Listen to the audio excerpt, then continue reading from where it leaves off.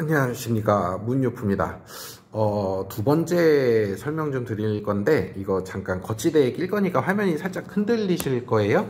거치대 좀 잠깐 끼고 설명 드리겠습니다. 방금 전에 영상 찍은 게 있는데 화면이 잘 안 나왔어요. 그래서 저 화부가 잘 안 나와서 지금 사이즈를 살짝 바꿔봤는데 잘 될려나 모르겠네요. 자, 방금 전에 오피스텔 월세 설명을 드리고, 지금 이거는 이제 요즘에 이제 재건축 시장이 조금 활기가 찰 거예요. 재건축 시장이 이제 얼마 전부터 활기가 차서 이제 제가 바라봤던 재건축 물건과 이제 그거에 해당하는 수익에 대해서 이제 잠깐 설명을 드려볼 건데, 저는 이제 재건축까지 끝까지 가지는 못했어요. 근데 기존의 위치가 좋았다고 생각을 해서 매수를 해놓고, 그 다음에 제가 작년인가 재작년에 매매를 했는데 수익이 나쁘게 떨어지지는 않았습니다. 그래서 이제 기본적인 내용이라 우선 설명을 한번 드려볼게요. 제가 지금 설명드리는 내용들이 되게 기본적인 내용인데 이렇게 하기가 사실 쉽지는 않아요. 사실 쉽지는 않은데 조금만 바라보시고 계산을 하시게 되면 나쁘지는 않을 것 같습니다. 자, 제가 전에 이제 상곡동이라는 동네에 있었어요. 이제 부동산이 인천 부평구 상곡동 재개발 지역에 있었는데, 이제 재개발 물건이랑 떠나서 재건축으로 지금 이제 설명을 드려볼게요. 지하철이 지금 현재 상곡역으로 해서 개통이 됐는데 7호선이고요. 제가 사무실이 이 정도 있었고, 이거는 제가 업무를 보고 있어서 누구보다 그냥 좀 간단하게 한 내용이기는 한데, 그래도 동네 주민분들이 이제 많으시니까 저와 같은 생각을 하시는지 모르겠네요.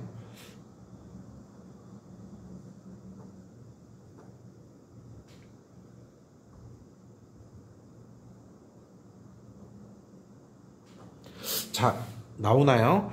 지금 이제 7호선 상곡역이 개통 예정이었어요. 그때 당시에는 제가 그 건물 매수를 한 6년 전 정도 한 것 같아요. 6년 전. 지금 현재 시점이면 7년 전인가요? 7년 정도 됐겠다. 제가 한 6, 7년 전 정도에 이제 매수를 했는데, 제가 사무실은 이쪽이었고, 여기는 재개발, 지금 현재 이제 쌍용 플래티넘이라는 아파트가 올라가고요. 지금 이제 신일 해피트리라는 아파트도 바로 마주보고 있는 재개발 현장이었고, 여기가 이제 지금 이제 입주 예정이에요. 이번 주 토요일부터.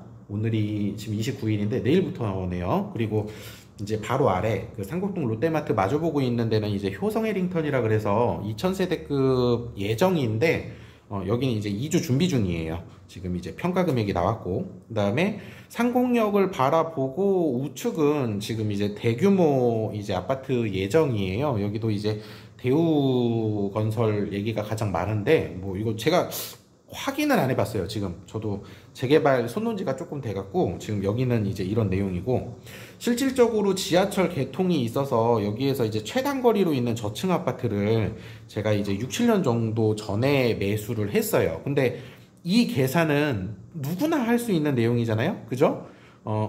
어떤 지역 변화가 뚜렷하게 형성이 되고 있고 실질적으로 재개발이 되고 있으면서 지하철도 버스로 두세 정거장이라든지 걸어서 가능한 거리라든지 역세권도 있고 기타 회사 들어올 예정도 있고, 이게 눈에 뚜렷하게 보이지만 실질적으로 매수 자체를 못해요. 왜냐면 혹시나 안 될까봐. 이게 소액이라는 개념도 있고 조금 이제 목돈 들어가는 개념도 있지만, 소액은 전세 놓으면 된다는 얘기고, 목돈은 이제 그냥 현찰로 산다라는 개념으로 들어가시면 돼요. 근데 이제 자신감이 없으신 거예요, 사실. 이쪽 근방에 거주하시는 분들이 어마어마하시잖아요, 사실상. 근데 저는 되게 단순하게 지하철 개통이고 다 재개발, 여기 저층 아파트 단지가 있네. 그래서 여기를 재건축 투자용으로 매수를 했어요. 언제? 6, 7년 전 정도에. 현재 여기 입주 거의 다 끝났고요. 여기 예정이고, 여기는 이제 철거 예정이고, 여기도 이제 준비하고 있어요, 한참. 자, 이런 상황에 제가 이제 6, 7년 전 정도에 얼마에 매수를 했냐면 방이 3개 구조의 저층 아파트고요. 이제 뭐 빌라보다는 그래도 아파트가 살짝은 좀 유리하죠. 3개짜리 아파트를 그때 당시 붐이 막 이렇게 열기가 화끈하지 않을 때 제가 1억 500에 매수했었어요. 제가 오피스텔 매수했던 거랑 이제 거의 같은 금액으로 이제 1억 500에 매수를 했었는데, 그때 당시 방 3개짜리의 저층 아파트 임대료가 비싸지 않았습니다. 500에 45만원 못 났을 것 같아요. 500에 한 40만원 정도 났었던 것 같아요. 이 지역사회가 굉장히 낙후된 지역이었었고요. 아파트 연식도 거의 한 30년 다 돼가는 아파트였고, 방이 수리가 안 되면 임대를 놓을 수 있는 수준의 집이 아니었어요, 사실상. 그래서 임대를 방 3개짜리를 놨다 그래도 현실적으로 500에 40만원 놓을까 말까 했었을 것 같아요. 500에 35에서 40 정도. 근데 이제 저는 이거를 매수를 해서 재건축까지 바라보고 수리비를 들였어요. 굉장히 많은 수리비를 들였는데, 일반적으로 이거는 제 개인 취향이라, 개인 성향이니까 이게 좀 생각이 많이 다르실 거예요. 1억 500에 제가 이제 매수를 해서 수리를 1,500을 들였어요. 새 집을 만들어 놨습니다. 거의 신축 첫 입주하는 수준의 집을 저는 만들어 놨어요. 이게 바닥 배관까지 올 수리를 해 놓은 건데, 이제 재건축을 바라보는 상황이었으니까 저도 이제 한 5년, 7년, 10년 바라보고 사실 바닥 배관까지 수리를 한 거거든요. 근데 1억 500에 사서 사실 이렇게 임대 놔도 돼요. 이렇게 임대 놔도 되는데, 수리가 이제 어떻게 터질지 모르죠. 내가 임대를 놓으면서 수리비가 터진다는 건 사실 어마어마한 이제 감가라서, 이게 겁이 나서 처음부터 머리도 안 쓰고 신경도 안 쓰려고 1,500을 그냥 여기에 투자를 했어요. 이제 올수리 바닥 배관까지. 그래서 방에 있는 기본적인 전체적인 수리 내역은 다 수리를 했고요. 그 다음에 뭐 실질적으로 들어간 금액이 1억 2천만 원이네요. 자, 그리고 저는 임대를 굉장히 잘 놨어요. 그쪽 동네 시세에 안 맞을 수준으로 났습니다. 1000에 45만원 방 3개짜리가 지금이라든지 기타 등등 되게 평균적인 내용이에요. 근데 어느 지역을 가서 30년 된 저층 아파트, 수리가 안 된, 바닥 미장도 고르지 않고 샤시도 다 틀려서 문도 안 열리고 안 닫히는 그 정도 수준의 아파트를 500에 35에서 대부분 40선을 놓거든요. 40도 사실 못 받아요. 근데 수리를 놓고 그냥 편하게 그냥 임대 놨어요. 자, 이분도 저도 운이 좋았던 게 뭐냐면, 이분이 제가 매매할 때까지 4, 5년 넘게 거주하셨어요. 5년 정도 넘게 거주하셨어요. 한 분이 한 번도 밀리지 않고 자동이체 해놓으신 것 같은데, 이제 한 5, 6년 그대로 받았던 것 같아요. 6년 정도 한 분이 굉장히 오래 지내셔서 여기서도 제가 굉장한 이득을 보기는 했는데, 이거는 이제 내용이 살짝 달라요. 이제 투자 원금이라든지 수익률이 오피스텔보다는 떨어집니다. 자, 간단하게 이제 제가 실질적으로 들어간 돈 좀 설명해 볼게요. 수리비까지 1억 2천이 들어갔고요. 대출이 그때 6천 정도 받았던 것 같아요. 이거는 그때 2%, 2.9였나? 2.9였나? 뭐 3%였나? 제가 기억은 안 나요. 그때 당시 경기 굉장히 좋을 때예요. 3%로 잡아볼게요. 제가 이렇게 해놓고 1000에 45만원 임대를 놓고요. 그 다음에 제가 코로나 터지고 직격탄 맞아서 지금 제가 재작년에 판 것 같아요. 작년은 아니고 재작년에 제가 이제 1억 4,500에 팔았어요. 1억 4,500에 팔았는데 현재 시세는 아쉽게도 2억입니다. 불과 이제 1년, 2년 차인데 지금은 현재 시세가 2억이고요. 이거는 뭐 제가 타이밍이 안 맞았던 거죠, 사실. 근데 뭐 이렇게 보시면 될 것 같아요. 뭐 2억 5천 정도의 갭 차이가 이제 봤고요. 그 다음에 이제 양도세는 뭐 계산서 끊고 뭐 이것저것 노력은 했지만 한 300만 원 가까이 나왔던 것 같아요. 이제 다주택자 양도세 세금 맞아서 우선 지금 300 정도 이제 세금 낸 것 같고, 실질적으로 2200 정도 이득은 봤어요. 그리고 자, 이제 수익률 계산을 해볼게요. 6000 곱하기 3%, 그러면은 연 180만원 이자고, 45만원 곱하기 12개월 하면 540만원. 1년에 이제 45만원씩 제가 12개월을 나서 540만원이라는 연간 월세가 들어왔고요. 그 다음에 이제 연 이자가 3% 잡았을 때 180만원에 대한 이자가 나갔습니다. 자, 우선은 실질적으로 들어온 돈은 연간 360만원, 월 30만원 순수익이에요. 자, 이거는 연으로 계산을 해놓고, 그 다음에 제 투자 원금이 얼마 들어갔을까요? 4천, 그죠? 1억 2천에서 6천 대출 빼면 4천이고, 아니죠? 죄송합니다. 1억 2천에서 6천 대출 빼면 얼마죠? 6천이죠? 자, 제 투자 원금이 6천이고 세입자 보증금을 1000만원을 받아서 제 투자 원금이 5천이에요. 이거는 뭐 적지 않게 현금이 들어갔어요. 뭐 오피스텔보다 실질적으로 재건축 바라보고 이제 내용 자체가 다른 아파트를 투자를 한 거라 실질적으로 5천 정도에 대한 현금이 들어가고, 연간 360 정도 남았어요. 이거 나누기 12개월 하면 은행 이자 공제하고 5천 넣고 월 30씩 수익 들어온 거예요.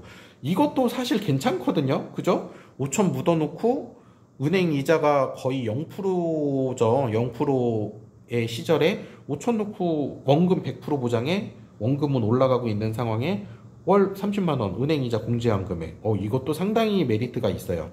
근데 우선은 제가 수익률 계산은 다시 들어가면 7.2% 나오네요. 수익률이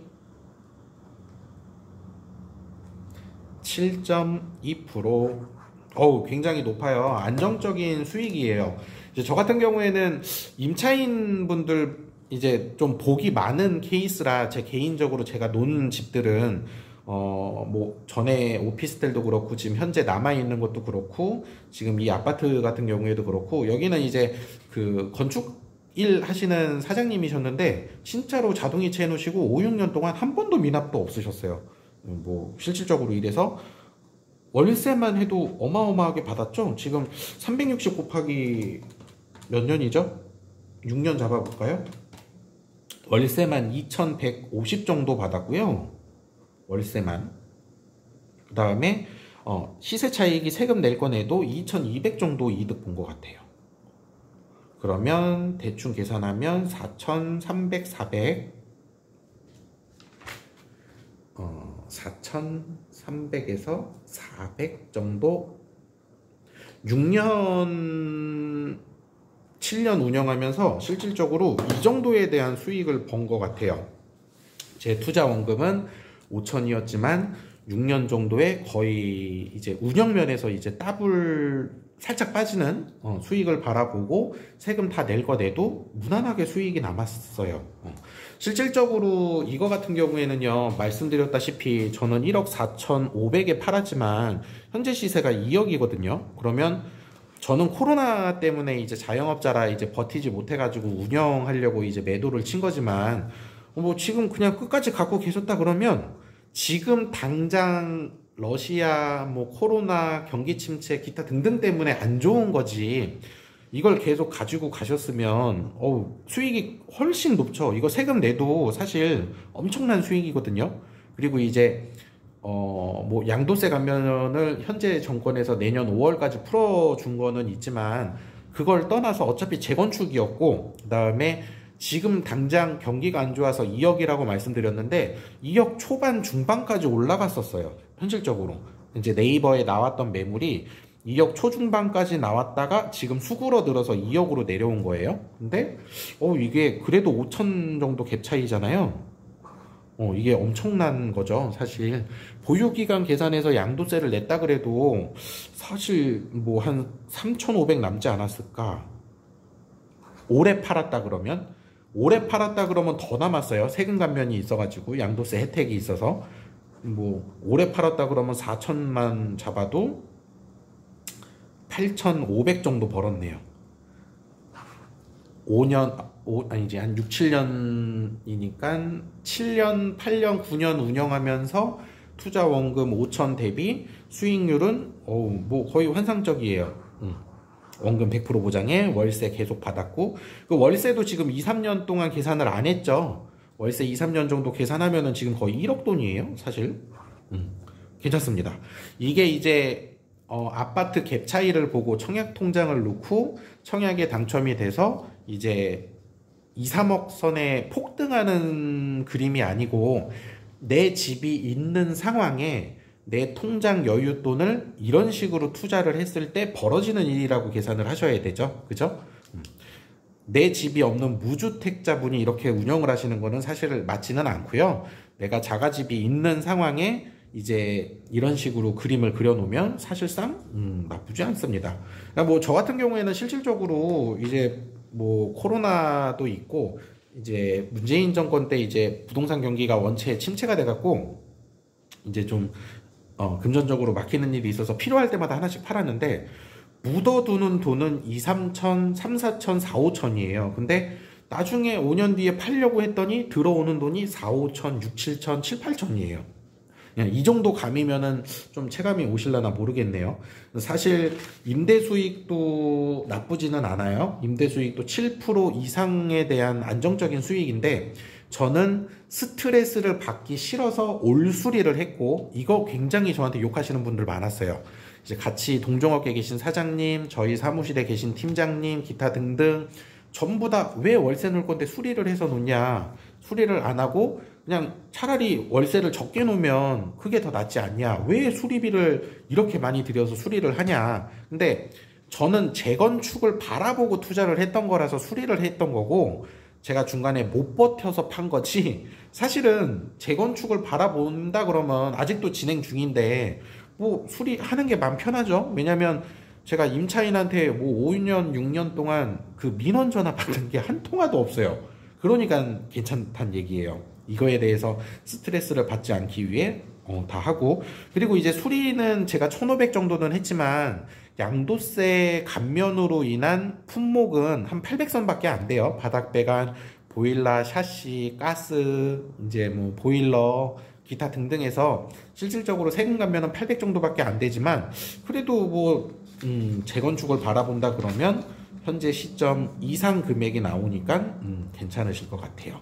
자, 이것도 뭐 기본적으로 제가 실질적으로 운영을 했던 건데 이게 전체적으로 어느 누구도 쳐다보지 않던 시절에 1억 500에 매수를 해서 그리고 대출 잘 뽑아놓고 그 다음에 수리 다 해놓고 임대도 뭐 굉장히 뭐 1,045만원 잘 맞춰놨고요. 그 다음에 세입자분도 되게 잘 만나 뵈서 여태까지 문제가 없었고 파일기 전까지. 그리고 건물 매매하는 시점도 부동산 경기가 너무 좋아서 내놓자마자 나갔어요. 약간 후회는 했지만 어쩔 수 없었고, 그리고 이제 시세 차익도 세금 낼 거 내고 꽤 많이 벌었고, 그래서 자가집이 하나 있으신 분들은 뭐 이런 식으로 이제 하나 벌려 놓으시면 나쁘지 않지 않을까. 이 정도면은 굉장히 좋은 내용이실 것 같아요. 네, 뭐 주식이나 이제 코인 시장도 뭐 하시는 분들은 하시겠지만 이건 굉장히 안정적인 내용이니까 좀 참고하셨으면 좋겠습니다. 자, 오늘 영상 여기까지 마무리 짓겠습니다. 감사합니다.